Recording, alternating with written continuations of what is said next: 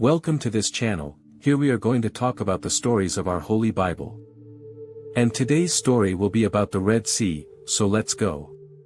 When they told the king of Egypt that the Israelites had fled, he and his officials changed their minds and said, "Look what we've done. We let our slaves, the Israelites, run away from us."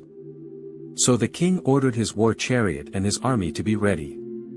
He went out with all the war chariots, including the best 600, which were commanded by his officers. The Lord caused Pharaoh, king of Egypt, to remain stubborn, and he went after the Israelites, who were going out victoriously. The Egyptians, with all their horses, chariots and horsemen, followed the Israelites and overtook them where they were encamped on the shores of the Red Sea, near Pi-hahiroth and Baal-zephon. When the Israelites saw the king and his army marching against them, they were terrified and cried out to the Lord for help. And they said to Moses, "Were there no graves in Egypt? Why did you bring us to die here in the desert? Look what you've done, getting us out of Egypt. What did we tell you in Egypt? We asked him to leave us alone, working as slaves for the Egyptians. For it is better to be a slave to the Egyptians than to die here in the desert." But Moses replied, "Do not be afraid. Stand firm and you will see that the Lord will save you today. You will never see those Egyptians again. You won't have to do anything, the Lord will fight for you." The Lord said to Moses, "Why are you asking me for help? Tell the people to march. Raise the staff and extend it over the sea. The water will be divided, and the Israelites will be able to pass on dry land, through the middle of the sea. I will make the Egyptians even more stubborn, and they will go into the sea after the Israelites.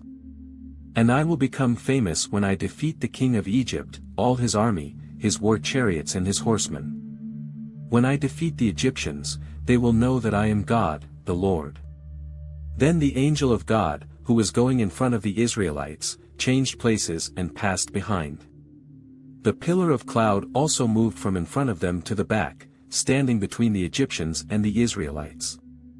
The cloud was dark for the Egyptians, but it gave light to the people of Israel.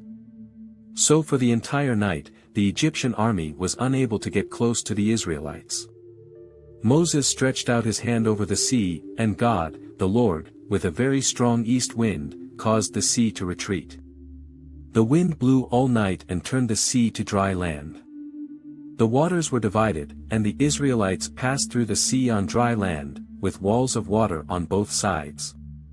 The Egyptians pursued them and followed them into the middle of the sea with all their horses, chariots and horsemen. Just before dawn, from the pillar of fire and cloud the Lord looked down on the army of the Egyptians and caused them to be terrified. The war chariots were driven with great difficulty, for God caused the wheels to be bogged down. Then the Egyptians said, "Let's get away from the Israelites. The Lord is fighting for them and against us."